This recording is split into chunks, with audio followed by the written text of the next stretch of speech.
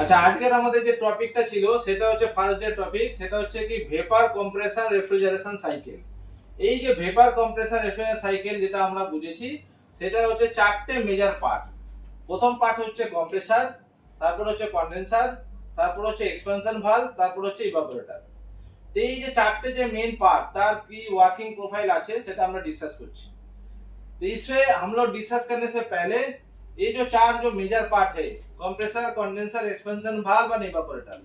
तो कंप्रेसर का काम क्या है? कंप्रेसर का काम है कंप्रेस करना। कौन से किसको कंप्रेस करता है? रेफ्रिजरेंट को कंप्रेस करता है। और रेफ्रिजरेंट को जब कंप्रेस करता है तब वो कंडेंसर का तरफ जा रहा है, ये जो थ्रू पाइप, इस पाइप को हम लोग डिस्चार्ज पाइप बोलते हैं या डिस्चार्ज लाइन बोलते हैं। ये डिस्चार्ज पाइप का तरह उसमें high temperature high pressure vapour जा रहा है। और रेफ्रिजरेंट जब जाता है उसका हाई टेम्परेचर रहता है लगभग 85 टू 90 डिग्री सेंटीग्रेड और हाई प्रेशर रहता है 270 से 284 पीएसआई। पीएसआई मतलब पाउंड पर स्क्वायर इंच। ये जब जाता है कंडेंसर में, कंडेंसर को मैं दोनों पार्ट में डिवाइड किया। पहला जो इन हो रहा है उसमें वेपर इनपुट हो रहा है। इसका बाद ये वेपर होने का बाद ये वेपर नेचुरल एयर और फैन का द्वारा हीट रिजेक्ट होने का बाद ये क्या होता है, वेपर से लिक्विड में कन्वर्ट होता है। जब ये लिक्विड में कन्वर्ट होता है तब उसका टेम्परेचर और पीएसआई सेम रहता है, 270 से 284 पीएसआई रहता है और टेम्परेचर रहता है 85 टू 90 डिग्री सेंटीग्रेड। कि लेकिन क्या हो गया, वेपर अवस्था में था लेकिन ये अवस्था लिक्विड में कन्वर्ट हो गया। उसका बाद आ रहा है मेन डिवाइस जो होता है एक्सपेंशन भाल्व। एक्सपेंशन भाल्व मतलब हो गया मेरा just like a capillary tube. एक कैपिलरी ट्यूब क्या होता है, एक छोटा सा छिद्र होता है, एक छोटा सा तार का जैसा होता है।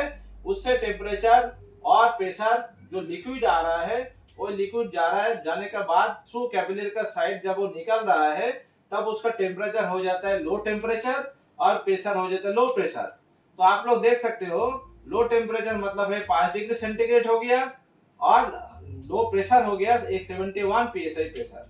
तो प्रेशर बहुत ही ड्रॉप हो जा रहा है। उसका बाद क्या हो रहा है, कैपिलरी टिप के बाद जब वो फिर इवेपोरेटर में आता है तो उसका टेम्परेचर प्रेशर सेम ही रहता है।